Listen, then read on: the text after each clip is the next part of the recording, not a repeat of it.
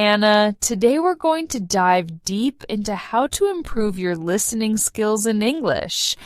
Let's start with this.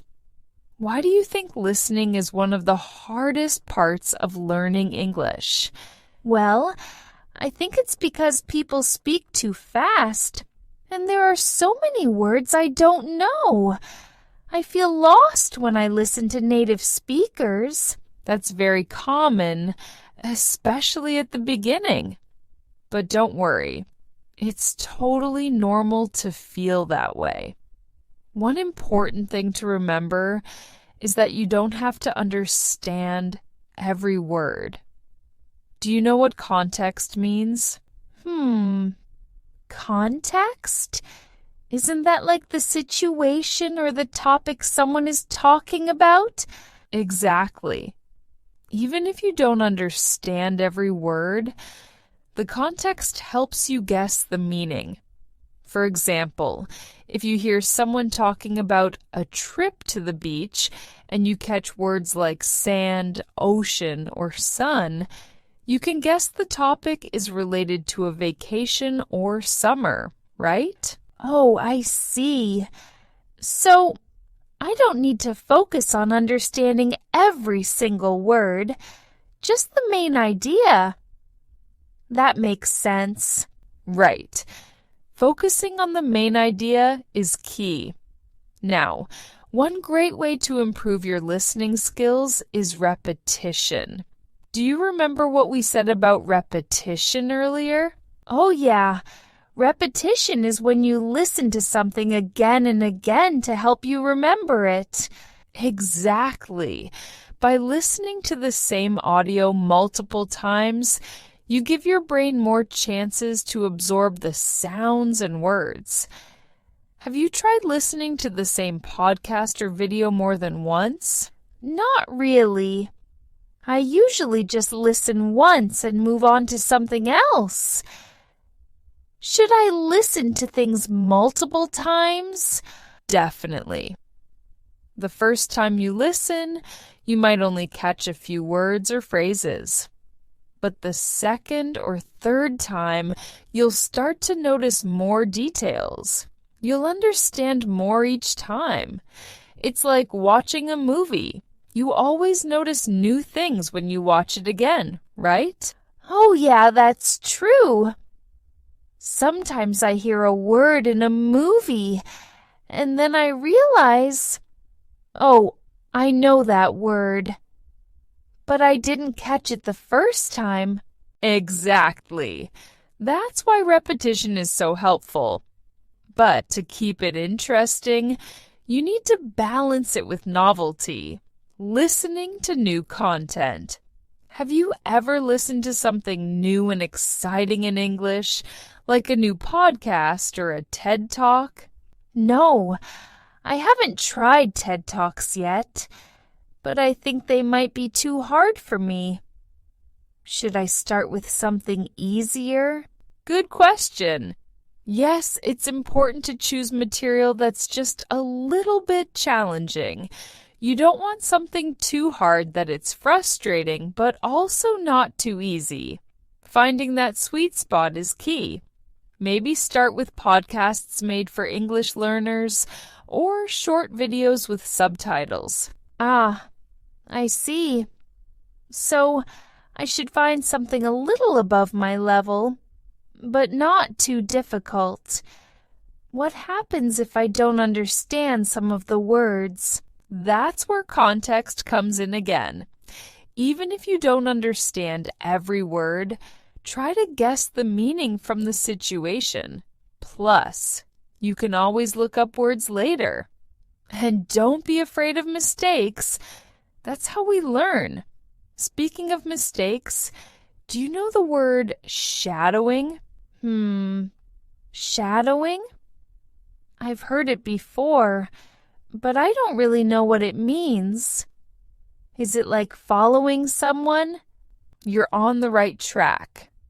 In language learning, shadowing is when you repeat what someone says right after they say it, like you're their shadow. It helps you practice pronunciation and listening at the same time. For example, if you hear, "I went to the store," you immediately repeat it. Oh, so I'm like copying the person. That sounds fun, like being a parrot. Exactly. It's a fun and effective way to improve your listening and speaking. You can shadow people in podcasts, videos, or even songs. Have you tried singing along to English songs before? Yes, I love singing in English, but sometimes I get the lyrics wrong.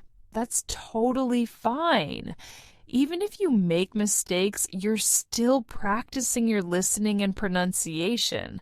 Plus, singing helps you with intonation, how the pitch of your voice goes up and down. Intonation? Is that like the way your voice changes when you ask a question or get excited? Yes, exactly. In English, intonation can change the meaning of a sentence. For example, if you say "really" with a rising intonation, it means you're surprised or asking a question.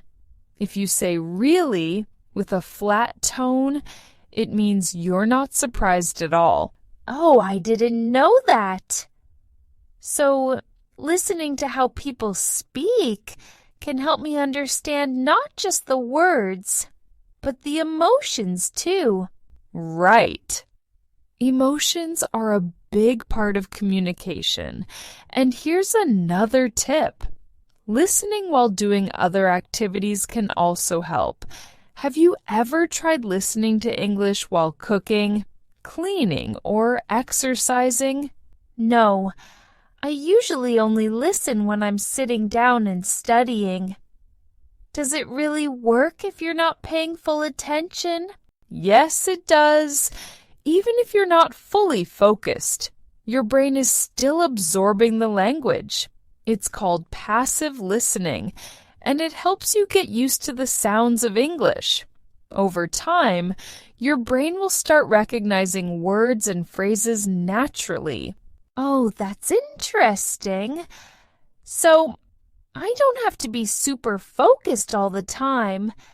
I can just have English playing in the background. Exactly. And the more you listen, even passively, the more your brain will get used to it. It's like learning a song. You might not know all the words at first, but after hearing it a few times, you start singing along. That's true. Sometimes I start singing a song without realizing I learned the lyrics. See? That's how listening works. It's a gradual process, and over time, you'll notice that what used to sound like noise will start to make sense. Do you know what gradual means? Does it mean slow? Sort of. It means something that happens little by little over time, not all at once. Like improving your English. It doesn't happen overnight, but if you keep listening, you'll improve gradually. Got it. So, I just need to be patient and keep practicing. Exactly. Patience is key. And remember, it's okay if you don't understand everything right away. The important thing is to keep going. Oh, and don't forget to mix listening with reading. Have you tried reading and listening to the same material at the same time? No, I haven't done that yet. How does it help? When you read and listen at the same time, it helps you connect the sounds to the written words. For example, if you listen to an audiobook while following along with the text, it can improve both your listening and reading skills. Oh, that sounds helpful. Sometimes I hear a word, but I don't know how it's spelled, so reading could help me recognize it. Exactly. It also helps with vocabulary retention. When you see the word and hear it at the same time, you're more likely to remember it. And if there are phrasal verbs or tricky words, you can look them up later.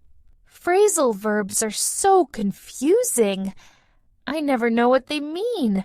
Phrasal verbs can be tricky, but don't worry.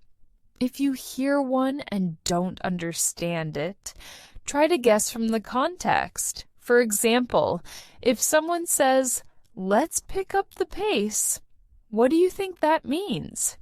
Does it mean to go faster? Yes, exactly. Even if you don't know the verb, you can guess from the situation. That's why listening in context is so helpful. Oh, I see. I'll pay more attention to the context from now on. Great. And one last tip. Don't forget to make it fun. You can use Netflix or other entertainment as a reward after doing some focused listening practice. Do you watch any shows in English? Yes, I love watching series in English, but sometimes they speak too fast. Should I use subtitles? Subtitles can help, especially at first. You can start with English subtitles so you're still seeing the words as you hear them. Over time, try to wean yourself off subtitles and rely more on listening. Oh, I see. So, subtitles are like a support, but I shouldn't depend on them forever. Exactly. They're a tool to help you at first, but eventually you want to train your brain to listen without needing them? That makes sense. I'll try to watch with subtitles first, and then try without them. Perfect. And remember, it's all about finding a balance between focused listening and fun, passive listening. Over time, you'll see big improvements. I feel more confident now. I'll start practicing more and not worry so much about understanding everything perfectly. That's the right attitude. And keep in mind, repetition, novelty, and context are your best friends in listening practice. You've got this. Thank you, teacher. I'm excited to start my new listening routine. If you enjoyed this video and found it helpful, make sure you don't miss our next video. We have an exciting and engaging topic lined up to help you practice your listening skills. Click here to watch it and keep improving your English.